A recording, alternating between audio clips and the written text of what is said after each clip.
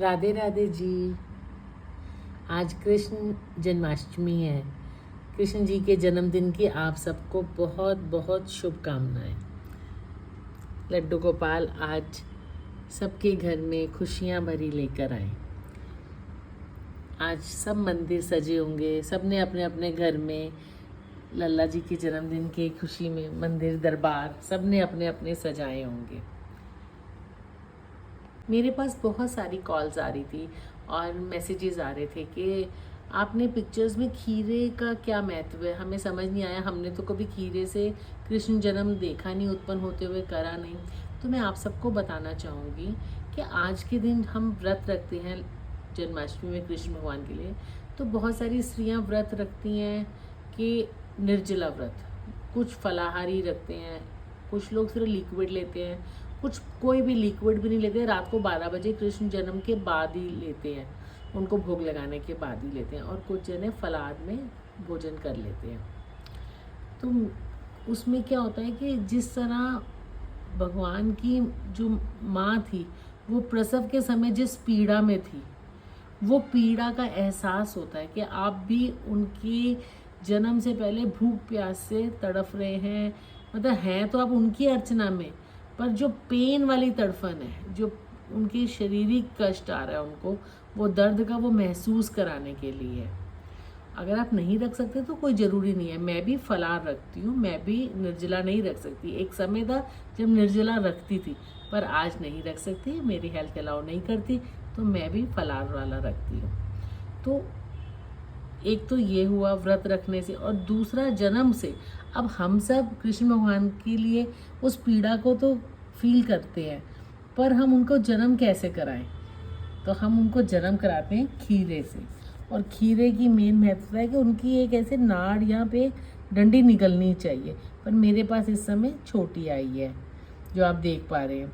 और इनको चाकू से नहीं कट करना होता। ये सिक्का है, कॉइन है, देखो इस कॉइन से मैंने कट करा, और मेरे पास छोटे से लड्डू गोपाल है जो मैं आपको दिखाती हूँ। ये देखिए, मैंने उनको अंदर प्यार से रखा हुआ, देखिए आपने, छोटे से लड्डू गोपाल मुस्कुरा रहे हैं, और ये आंखें बंद है अभी इनकी। ऐसे ही इनका जन्म रात को 12 बजे के बाद ये हम करेंगे। यहाँ से मैं कॉइन से नाड़ को कट कर दूँगी, इस कॉइन से ऐसे करके कट करूँगी, देन इसको ओपन करूँगी और लड्डू गोपाल जी का जन्म हो जाएगा।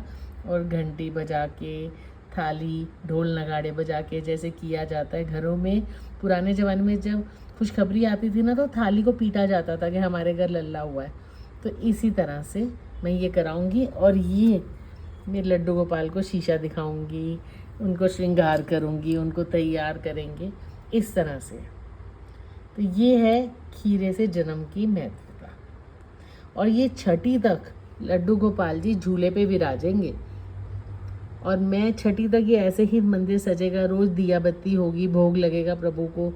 और ये छठी वाले दिन कढ़ी चावल का प्रसाद बनाएंगे और सब में बांटेंगे, और कृष्ण भगवान को वापस मंदिर में, अपने घर के मंदिर में विराज दूंगी। अभी प्रभु को अलग स्थान दिया है उनके जन्म से पहले का। राधे राधे। अब सब पूछते हैं मेरे से कि ये बाद में अब इस खीरे का क्या करोगे? प्रभु का जन्म तो हो जाएगा, जब प्रभु का जन्म का समय आएगा तब हम पंचभोग पंचामृत से भोग लगाएंगे, उनको स्नान कराएंगे, फल से, अमृत से और गंगा जल से, हर तरह से, दूध दही शहद घी से उनको स्नान कराएंगे। उसके बाद उनका जन्मोत्सव मनाएंगे और खूब अच्छे से ढोल नगाड़े बजाएंगे, और जो प्रसादी है वो सब आपस में ग्रहण करेंगे। और ये खीरे का प्रसाद जो है, कहते हैं कि जो गर्भवती नहीं हो रही स्त्री, अगर आपके आसपास में कोई परिवार में हो जिसको इच्छा हो कि मेरे बच्चा हो जाए, तो ये प्रसादी के तौर पे उसको दे देना चाहिए। और अगर वो नहीं है आपके परिवार में ऐसा कोई, तो आप सब भी बांट के खा सकते हैं, क्योंकि है तो प्रभु जन्म का ही प्रसाद ना, तो आप अपने घर में इसको इस्तेमाल कर सकते हैं।